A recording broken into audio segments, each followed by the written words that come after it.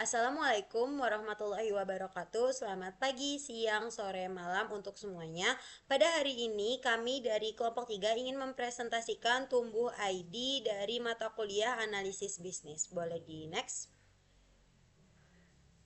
Nah, judul yang akan kami presentasikan ialah perancangan solusi digital tumbuh ID untuk optimalisasi proses pertanian berbasis teknologi.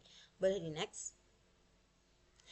Daftar isi yang akan kami presentasikan pada hari ini yaitu dimulai dari pendahuluan, kemudian evaluasi proses bisnis BPMN, ASIS, dan BPMN to be, kemudian identifikasi stakeholder dan kebutuhan bisnis, dilanjut dengan metode investigasi dan SWOT analisis dan strategi, kemudian rancangan solusi serta ringkasan kebutuhan sistem. Boleh di next?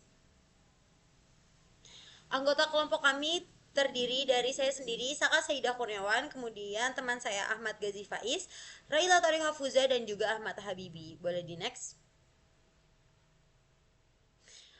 Pendahuluannya yaitu latar belakangnya pada saat ini sektor pertanian merupakan salah satu bagian penting perekonomian Indonesia. Sebagai negara agraris, sebagian besar wilayah Indonesia memiliki potensi besar dalam produksi pangan dan hasil bumi, serta menjadi sumber mata pencaharian bagi jutaan masyarakat. Untuk itu, tujuan kami membuat tumbuh ID dan presentasi pada kali ini adalah untuk mengetahui masalah yang dapat diselesaikan dari tumbuh ID, mengetahui siapa target pelanggan dari tumbuh ID, mengetahui strategi untuk membangun startup tumbuh ID, mengetahui teknik penelitian yang akan dilakukan, mengetahui kebutuhan bisnis yang harus dipenuhi, mengetahui rancangan solusi bisnis dari tumbuh ID, dan mengetahui bisnis model kanvas atau BMC dari tumbuh ID. Boleh di next? Oke, makasih Saka. Jadi selanjutnya saya akan menjelaskan mengenai diagram ASIS. Jadi diagram ASIS ini merupakan kondisi pada saat ini di Indonesia, yaitu proses pertanian tradisional yang masih terjadi di Indonesia. Jadi di sini prosesnya yaitu pertama-tama petani itu membeli bibit, dan bibit itu beli dari toko ataupun penjual tengkulak. Nah, bibit itu dibeli dengan harga mahal. Terus setelah itu petani menanam manual tanpa adanya panduan ataupun data. Nah, terus dia beresiko untuk faktor alam seperti cuaca buruk atau hama. Lalu si petani ini mengecek lahannya secara berkala ataupun sesekali. Nah, setelah itu uh, petani kalau mau panen, dia bakal mengira waktu-waktu panen itu secara fisik, bukan secara data ataupun secara teknologi. Nah, selanjutnya dari hasil panen tersebut, dia harganya itu rendah, akses pasar terbatas, dan waktunya lama, serta produknya yang menurun. Nah, dari situ otomatis pendapatan petani tidak stabil. Nah, maka prosesnya selesai. Boleh di next. Nah, ini diagram Ruby ataupun diagram yang kita buat tumbuh ID saat ini yang menggunakan teknologi. Jadi di sini ada 3 swimlane, yaitu petani ataupun dia sebagai user, terus aplikasi mobile yang kita kembangkan, dan juga sistem IoT dan AI sebagai stakeholder-nya. User. Nah, di sini pertama User. petani itu melakukan login ke dalam aplikasi, dan aplikasi itu akan menampilkan dashboard ataupun halaman utama. Setelah itu di dalam aplikasi tersebut petani itu bisa mengakses fitur edukasi dan catatan apa aja yang harus ditanam, terus bagaimana cara mengelola tanaman dengan baik. Setelah itu, dia bisa melihat notifikasi dan rekomendasi. Jadi, bukan hanya fitur-fitur aja, dia juga melihat notifikasi hasil panennya tersebut. Misalkan hasil panennya sudah siap panen, maka dia bakal muncul notifikasi siap panen. Lalu prosesnya keluar itu ketika petani logout. Nah, selanjutnya ketika sistem IoT itu caranya itu mengambil data sensor, yaitu dengan suhu ataupun kelembapan. Nah, dari situ dianalisis pola dan masalahnya.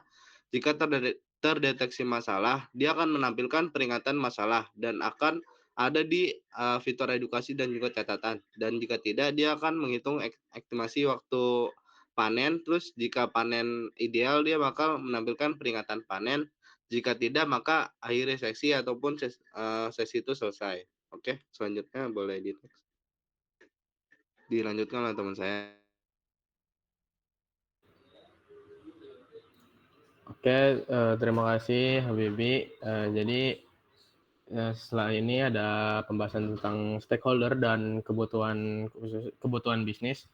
Nah, di stakeholder utama dari Tumbuh ID itu terdapat petani sebagai pengguna utama aplikasi dan perangkat IoT, lalu ada perusahaan perkebunan sebagai mitra potensial untuk skala yang luas, lalu ada Dinas Pertanian sebagai pihak regulasi, dukungan program, dan pembinaan, lalu ada pengembang sistem dan mitra IoT untuk sebagai merancang teknologi, integrasi perangkat, dan memastikan sistem tetap stabil. Lalu ada investor sebagai penyedia pendanaan untuk pengembangan produk dan ekspansi usaha.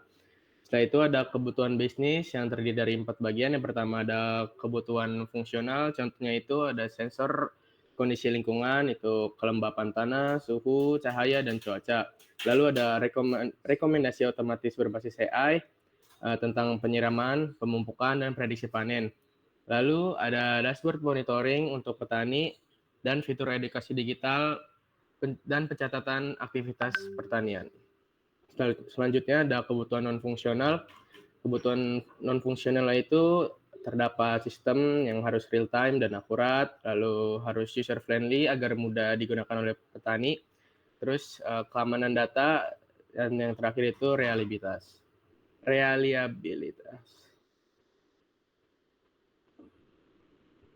Oke, yang selanjutnya ada kebutuhan bisnis, yaitu pertama untuk mendukung peningkatan produktivitas pertanian, lalu mengurangi resiko gagal panen, memberikan nilai tambah berupa edukasi dan data analitik, serta menjadi solusi yang relevan dengan program pemerintah, yaitu smart farming. Dan yang terakhir ada kebutuhan solusi, yaitu harus terdapat integrasi IoT, AI, dan aplikasi mobile dalam satu ekosistem. Lalu ada pendampingan dan pelatihan bagi petani agar adopsi teknologi berhasil. Dan yang terakhir ada model bisnis yang berkelanjutan, yaitu BMC atau Business Model Canvas. Boleh next. Setelah ini ada metode investigasi, yaitu kita melakukan dengan 2 tahap besar, yaitu mengumpulkan data dan menganalisis data. Pada pengumpulan data, kami melakukan studi dokumen yang bertujuan untuk menelaah berbagai laporan, artikel ilmiah, dan referensi terkait smart farming serta pengelolaan pertanian digital. Setelah itu ada riset permasalahan, yaitu observasi lapangan digunakan untuk melihat secara langsung proses operasional pertanian, sehingga peneliti dapat mengidentifikasi masalah nyata yang berpotensi diselesaikan oleh sistem kami, yaitu Tumbuh ID. Nah, selanjutnya ada analisis data, itu pertama analisis SWOT untuk memetakan kekuatan, kelemahan, peluang, dan ancaman perusahaan. Lalu ada analisis value chain yang digunakan untuk menilai aktivitas inti dari pendukung yang memberikan nilai tambah. Lalu juga ada analisis stakeholder untuk memahami peran dan kepentingan setiap pihak yang terkait. Dan yang terakhir ada tahapan kebutuhan bisnis. Tahapan kebutuhan bisnis ini mencakup analisis kebutuhan fungsional dan non-fungsional yang dibutuhkan dalam pengembangan solusi. Boleh di next.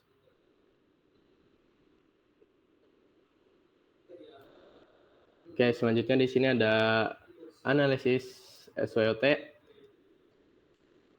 Yang pertama itu ada strength. Tumbuh ID unggul integrasi teknologi lengkap seperti aplikasi edukasi yang terhubung AI dan sensor, prediksi panen, efisiensi kerja, dan pengelolaan lahan berbasis data adalah beberapa masalah utama yang dapat ditangani petani dengan solusi ini. Posisi Tumbuh ID di pasar pertanian kontemporer diperkuat oleh fokusnya pada teknologi yang ramah lingkungan dan keberlanjutan. Contohnya ada weakness atau kelemahan. Kelemahannya itu akses internet pedesaan yang tidak stabil dan tingkat literasi digital petani masih menjadi hambatan utama. Perangkat awal cukup mahal bagi petani kecil dan ketergantungan pada sensor yang membuat perangkat sangat rentan terhadap kerusakan.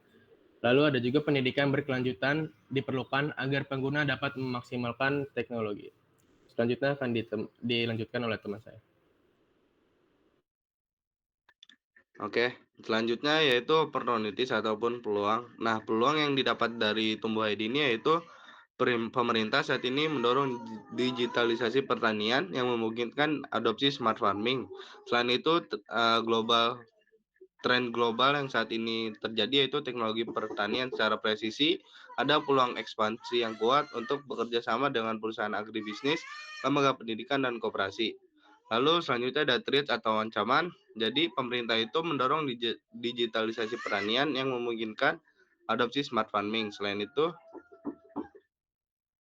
boleh lanjutkan next.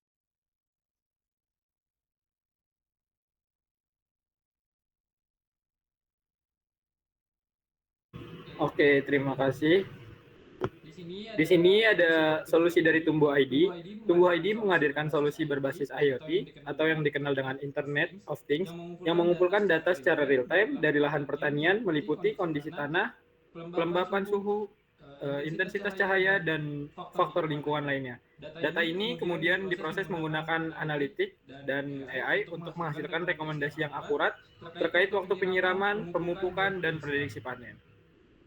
Next. Di sini ada kebutuhan sistem, kurang lebih poinnya ada 6 untuk kebutuhan sistem. Yang pertama ada sensor IoT. Sensor IoT ini sebagai produk IoT untuk mendeteksi kelembapan tanah, suhu udara, intensitas cahaya, dan cuaca lokal. Data ini juga menjadi dasar pengambilan keputusan. Yang kedua ada rekomendasi AI. Di sini sebagai sistem menganalisis data sensor lalu memberikan saran, misalnya kapan harus menyiram, memberi pupuk, dan waktu panen secara ideal. Lalu ada dashboard monitoring sebagai tampilan aplikasi yang menampilkan kondisi lahan secara real time, notifikasi masalah, dan status panen. Dan yang keempat ada device atau smartphone sebagai alat untuk mendownload aplikasi Tumbuh ID. Lalu ada keamanan data. Keamanan data di sini sebagai informasi lahan, hasil panen, dan aktivitas pertanian harus terlindungi dari akses yang tidak sah. Lalu ada reliabilitas sistem. Di sini berguna untuk bisa berjalan meski jaringan internet di pedesaan terbatas atau tidak stabil. Next. Oke, kurang lebih itu saja presentasi dari kelompok kami. Wassalamualaikum warahmatullahi wabarakatuh.